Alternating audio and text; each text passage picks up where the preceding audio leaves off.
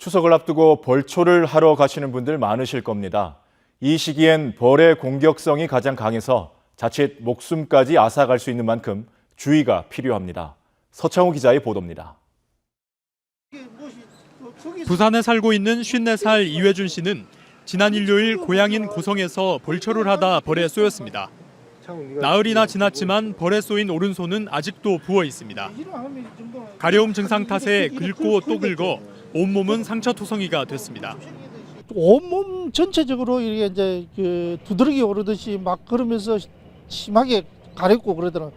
잠시 앉아 있는 한 20분 그 순간에 정신을 잃고 쓰러졌어요. 이 같은 벌쏘임 사고는 올 들어 경남에서만 300여 건이 발생했습니다.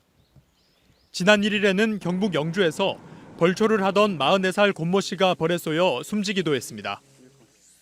벌집을 제거하기 위해 출동한 건수도 10,000건이 훌쩍 넘습니다.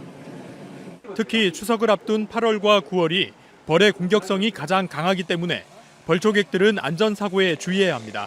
향수는 꼭 피하시고 그리고 검은 옷은 피하셔야 합니다. 왜냐하면 벌들은 검은 옷을 천적으로 생각할 수도 있기 때문입니다. 벌초하시기 전에 수건이나 겉옷으로 꼭 목 부위를 감싸고 또 벌초를 하기 전에는 산소 주변에 새로 생긴 벌집이 없는지 반드시 확인해야 합니다. 미처 확인하지 못하고 벌집을 건드릴 경우 낮은 자세를 취하며 신속하게 현장에서 20m 이상은 벗어나야 합니다. 숨이 차다든지 전신 두드러기가 올라온다든지 아니면 의식을 잃는다든지 이런 경우에는 119에 바로 신고하셔서 신속하게 이제 인근 병원에서 응급처치를 받고. 전문가는 또 벌침을 손 대신 카드 등을 이용해 피부를 밀어내듯 뺀 뒤 얼음찜질과 함께 비눗물로 깨끗이 씻어주는 게 좋다고 조언했습니다. MBC 뉴스 서창호입니다. 추석을 앞두고 요즘 벌초를 하는 분들이 많은데요. 예초기에 베이거나 벌에 쏘이는 등 안전사고가 끊이질 않고 있습니다. 다치지 않고 안전한 방법을 이선영 기자가 보도합니다. 한 남성이 구급차 안에 누워 있습니다. 오른쪽 다리에는 붕대가 감겨 있습니다. 지난 9일 거제시 사등면에서 벌초를 하던 60대 남성이 다리를 다쳐 병원으로 옮겨졌습니다. 예초기 날에 우측 종아리가 찢어져가지고 신고가 됐었습니다. 이달 들어서만 벌초를 하러 갔다 배임 사고 등으로 경남 소방이 출동한 것만 18건.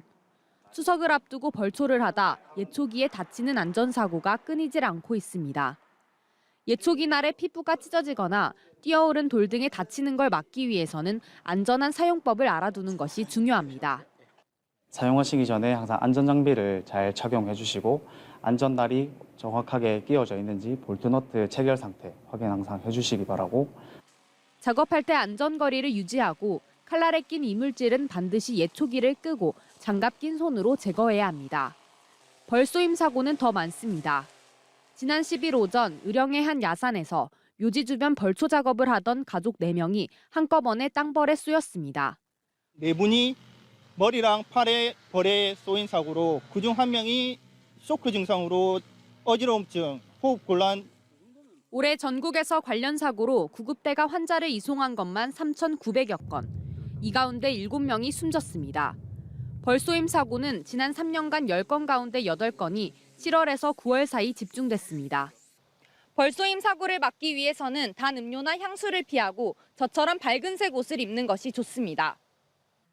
벌집을 건드렸을 때는 머리를 감싸고 20m 이상 떨어진 곳으로 피해야 합니다. 또 벌에 쏘였을 땐 카드 등으로 벌침을 제거하고 얼음 주머니 등으로 찜질하면 통증을 줄일 수 있습니다. MBC 뉴스 이선영입니다.